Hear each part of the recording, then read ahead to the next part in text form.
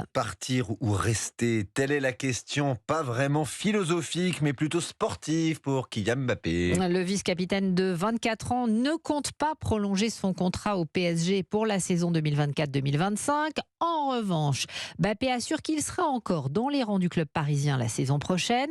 Sauf que le PSG ne l'entend pas de cette oreille, Jean-François Pérez. En effet, hors de question pour les dirigeants du club parisien de laisser partir librement et donc gratuitement la star des Bleus. Une source au cœur du dossier nous l'a confirmé ce matin. Le sujet, évidemment, a été abondamment commenté à Clairefontaine où l'équipe de France se prépare pour les 2 derniers matchs de la saison. Eduardo Camavinga était en conférence de presse tout à l'heure. Le joueur du Real Madrid pourrait peut-être accueillir Kylian Mbappé en Espagne si ce dernier quittait Paris. Petit peu gêné quand même aux entournures, Eduardo Camavinga, au moment de commenter l'actu du jour au micro de Cédric Chasseur. On est très taquins entre nous, c'est des sujets qui sont amenés à parfois arriver à table ou à n'importe quel moment de la journée. Après, sûr que des fois on peut en rigoler ou que ce soit on est un groupe qui rigole beaucoup.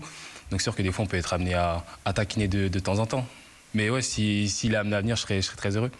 Voilà, Kylian Mbappé a encore 1 an de contrat jusqu'en juillet 2024, vous l'avez dit Hélène, mais dès janvier, il pourra s'engager librement avec le club de son choix, d'où le bras de fer avec son club autour d'une prolongation de contrat. La date butoir est fixée au 31 juillet, chacun fourbit ses armes, on va dire. Le joueur assure qu'il honorera cette dernière année avant de partir. Le club lui demande de prolonger ou de partir dès cet été, afin d'encaisser un montant de transfert substantiel. Le Real Madrid l'attend donc depuis des années, les clubs anglais aussi. Révolution en vue au PSG ou énième coup de pression de ce joueur qui se sait incontournable et qui veut négocier les meilleures conditions.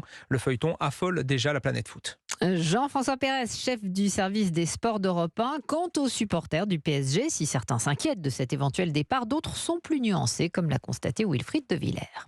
Ce serait vraiment la fin d'une ère pour le PSG, ce serait vraiment catastrophique. C'est une perte toujours parce que c'est le meilleur joueur du monde je pense, mais au niveau collectif Paris actuellement c'est assez bancal. Donc si jamais on pouvait créer un meilleur collectif sans Kylian, ce serait peut-être un avantage pour Paris et pour aller gagner la Ligue des Champions. Après le PSG ils pourront se reconstruire, il n'y a pas que Mbappé.